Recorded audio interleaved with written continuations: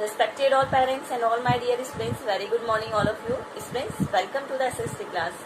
Today we will read chapter number 6 in history, and the name of the chapter is Weavers, Iron Smelters, Factory Owners. This chapter we were also doing in our previous video, and today we will discuss some more points of this chapter. ये chapter हम पहले के video में भी कर रहे थे. हमारा जो पहले का जो सेशन था, जो वीडियो था, उसमें भी हमने इस चैप्टर के कुछ पॉइंट्स को डिस्कस किया था. आज हम उसके आगे के कुछ और पॉइंट्स को डिस्कस करेंगे. But before starting the chapter I just want to share a thought. मैं आप लोग के साथ एक थॉट शेयर करना चाहूंगी, and the thought of the day is the key to success is focus on your goals, not obstacles. The key to success is focus on your goals, not obstacles. अगर आपको सफलता पानी है तो बेटा आपको जो फोकस है, अपना पूरा जो ध्यान है वो गोल की ओर लगाना होगा. रास्ते में कितनी परेशानियां आएंगी, हम उन परेशानियों का सामना कैसे करेंगे, हम सफल हो पाएंगे या नहीं हो पाएंगे, इन सब चीजों के बारे में मत सोचो. सफलता पानी है तो पूरा जो ध्यान है, पूरा जो फोकस है वो लक्ष्य की ओर लगाइए और सफलता अपने आप आपको मिलेगी. सो आई होप स्टूडेंट मैंने जो बात कही है उस पर आप इम्प्लीमेंट करेंगे. So now let's come to the topic. देखिए, ये जो चैप्टर है, जैसा कि मैंने आपको बताया था, बहुत ज्यादा इंटरेस्टिंग चैप्टर है. 16th सेंचुरी की बात हो रही है इस चैप्टर में. उस वक्त जब जो इंडिया है उसे सोने की चिड़िया कहा जाता था. पहले आप सभी जानते हैं, ब्रिटिश रूल के पहले यहाँ पर जो दो इंडस्ट्रीज हैं, एक तो कॉटन इंडस्ट्री और एक आयरन एंड स्टील इंडस्ट्री, वो बिल्कुल अपने ऊंची चोटी पर थी. बहुत ज्यादा इंपॉर्टेंट वैल्यू थी इन दोनों इंडस्ट्रीज की. लेकिन ऐसा क्या हुआ कि जो ये इंडस्ट्रीज जो है, ये दोनों ही इंडस्ट्रीज का लॉस होता चला गया, ये अपने खत्म होने के कगार पर आ गई. तो इन सब पॉइंट्स के बारे में डिस्कस करेंगे. देखिए students, two most important industries in 16th century. देखिए 16th सेंचुरी में दो जो इंडस्ट्रीज हैं वो सबसे मोस्ट इम्पोर्टेंट थी. वो दोनों इंडस्ट्रीज कौन सी थी? कॉटन इंडस्ट्री और आयरन एंड स्टील इंडस्ट्री. जैसा कि मैंने आपको बताया था कि जो इंडियन जो कॉटन से जो तैयार होता था जो भी कपड़ा, तो उसकी डिमांड केवल इंडिया में ही नहीं बल्कि विदेशों में भी बहुत ज्यादा होती थी. यहाँ के जो आयरन एंड स्टील जो प्रोडक्ट्स हैं वो और जो कॉटन प्रोडक्ट्स हैं, तो इन सभी की डिमांड पूरे विश्व में होती थी. Who were the weavers? Question ये होता है कि भाई वीवर्स होते कौन हैं, वीवर्स कौन होते थे उस समय? तो वीवर्स वो पर्सन होते थे जिनमें फाइन क्वालिटी होती थी वीविंग की. जो बुनाई के काम में माहिर होते थे उन्हें ही वीवर्स कहा जाता था. The decline of Indian textile. देखिए उसके बाद ये जो तीनों पॉइंट्स हैं वो हमने पहले की वीडियो में डिस्कस कर लिया था, तो मैं इसीलिए आपको बता रही हूँ ताकि आगे के जो 3-4 पॉइंट्स हैं हम जो डिस्कस करेंगे उनको भी आप इससे रिलेट करके और समझ पाएं. The decline of Indian textile में हमने देखा था बेटा कि यहाँ के जो टेक्सटाइल है, जो इंडियन टेक्सटाइल है, उसकी इतनी ज्यादा विदेशों में भी इतनी ज्यादा डिमांड होती थी कि यहाँ से भर भर के जो इंडियन जो टेक्सटाइल है वो भर भर के उधर जाते थे और वहाँ पर बहुत जल्दी वो बिक जाते थे. उनकी डिमांड बहुत जल्दी हो जाती थी. तो उसके बाद क्या हुआ कि वहाँ के जो भी क्लॉथ मेकर हैं, जो व्यापारी हैं, उन सब ने स्ट्राइक कर दी, उन सब ने प्रोटेस्ट कर दिया, विरोध किया कि इस तरह से तो हमारा लॉस हो जाएगा. उसके बाद क्या किया, वहाँ की जो गवर्नमेंट है उन्होंने एक रूल पास किया कि ऐसा करते हैं कि हम यहाँ का जो टेक्सटाइल है, यहाँ का जो प्रिंट है, उसकी कॉपी करते हैं. तो उसके बाद वहाँ पर बड़ी बड़ी मशीनें लगाई गई और यहाँ का जो भी प्रिंट था, जो भी फेमस था, उसकी जस्ट कॉपी करके वहाँ पर उसी तरह का कपड़ा तैयार किया गया, ताकि यहाँ से जो सामान ले जाया जाता है वहाँ पर उनका जो टैक्स वगैरह लगता है उसमें भी जो उनकी बचत है वो भी हो जाए और वहाँ के जो व्यापारी हैं उन्हें भी लॉस ना हो.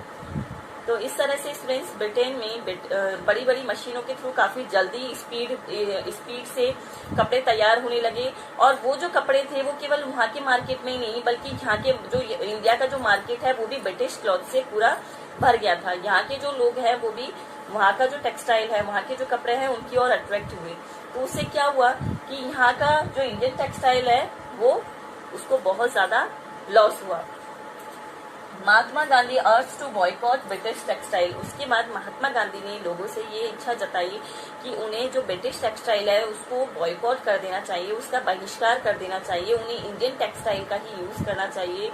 तो इस तरह से महात्मा गांधी ने ब्रिटिश जो भी टेक्सटाइल थी तो उसको बॉयकॉट करने के लिए लोगों से इच्छा जताई अपनी. फर्स्ट कॉटन मिल.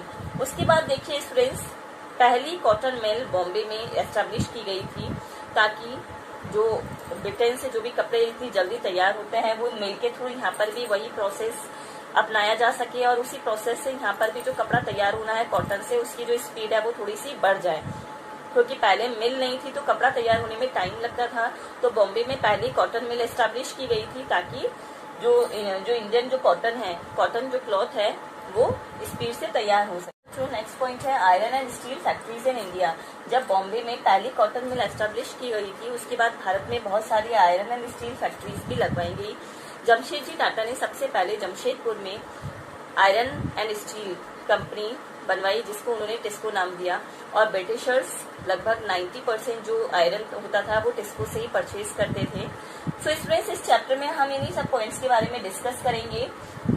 मैं आप लोग के सामने कुछ स्लाइड्स प्रेजेंट करूंगी, उस स्लाइड्स में पिक्चर्स भी होंगी और उन स्लाइड्स के माध्यम से हम लोग इस चैप्टर को डीपली डिस्कस करेंगे और ज्यादा डीपली समझेंगे। So all the students, now I will present some slides before you so that you can understand the chapter deeply. So you just have to watch these slides carefully. You just have to notice all the points. You have to listen all the points. If you have any doubt, then you can ask me after this video. So all these friends, here I am going to present some slides before you. तो बच्चों देखिए, जैसा कि मैंने अभी आपको बताया था कि ब्रिटिश टेक्सटाइल किस तरह से भारत के मार्केट में तेज़ी से बिकने लगा। यहाँ के जो लोग हैं वो भी इंडियन टेक्सटाइल को भूलकर ब्रिटिश टेक्सटाइल के प्रति ही अट्रैक्ट होने लगे। उसके बाद क्या हुआ, Mahatma Gandhi urge to boycott British textile. Mahatma Gandhi ने लोगों से इच्छा जताई कि ब्रिटिश टेक्सटाइल का बहिष्कार किया जाए और उसकी जगह पर स्वदेशी जो भी टेक्सटाइल है उसका यूज़ किया जाए। Indian national Congress put the image of चरखा ऑन इट्स फ्लैग, यानी कि यहाँ के जो इंडियन जो लोग हैं वो स्वदेशी की कीमत समझ सकें, इसके लिए इंडियन नेशनल कांग्रेस ने जो तिरंगा है, यहाँ का जो झंडा है, उस पर चरखा की इमेज लगाई। आप देख सकते हैं आपके सामने जो पिक्चर है ये तिरंगे की है और इसमें बीच में एक चरखा बना हुआ है। तो यहाँ पर लोगों को स्वदेशी की कीमत समझाने के लिए इंडियन नेशनल कांग्रेस ने झंडे पर चरखा की इमेज लगवाई। Cotton mills come up. देखो, जब इंडियन टेक्सटाइल का लॉस हो रहा था तो क्या हुआ, first cotton mill was set up at Bombay in 1854। सबसे पहली कॉटन की मिल इस्टेब्लिश की गई बॉम्बे में। और कब इस्टेब्लिश की गई थी? 1854 में। Bombay was an important port for cotton export. Bombay important port माना जाता था कॉटन एक्सपोर्ट के लिए। बाय 1900 देयर वर 84 मिल्स इन बॉम्बे, यानी 1900 तक बॉम्बे में अब 84 मिल्स हो गई थी कॉटन की। मिल इन अहमदाबाद स्टार्टेड इन 1861। अहमदाबाद में भी कॉटन की मिल स्टार्ट हुई थी और कब स्टार्ट हुई थी? 1861 में। Mill in Kanpur was also established. Bombay के बाद अहमदाबाद और अहमदाबाद के बाद कानपुर में भी कॉटन मिल इस्टेब्लिश हुई। Many poor peasants, artisans, agricultural labourers went to these mills in search of work. देखिए, बहुत सारे poor peasants, artisans, agricultural labours इन मिल्स की तरफ जाने लगे ताकि उन्हें काम मिल सके। Initially Indian textile face problems. तो देखो, इंडियन टेक्सटाइल को कौन कौन सी प्रॉब्लम्स फेस करनी पड़ी थी। एक तो टफ कंपटीशन था उनका ब्रिटिश टेक्सटाइल के साथ, बहुत ज़्यादा टफ कंपटीशन था। No support from government. दूसरा, उन्हें गवर्नमेंट की तरफ से कोई भी सपोर्ट प्राप्त नहीं था।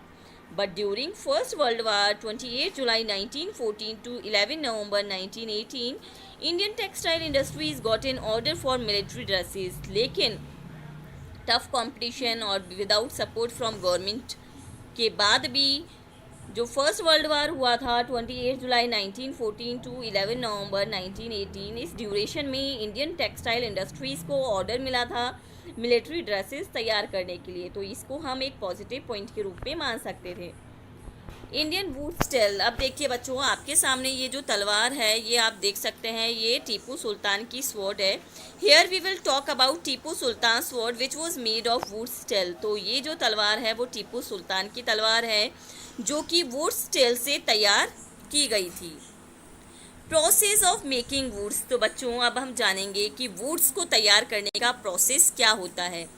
Iron was mixed with charcoal. इसके अंतर्गत जो आयरन है उसे चारकोल के साथ मिक्स किया जाता है and put inside clay pots, और उसके बाद उसे क्ले पॉट्स में रखा जाता है by maintaining the right temperature, जहाँ पर राइट टेम्परेचर को मेंटेन किया जाता है।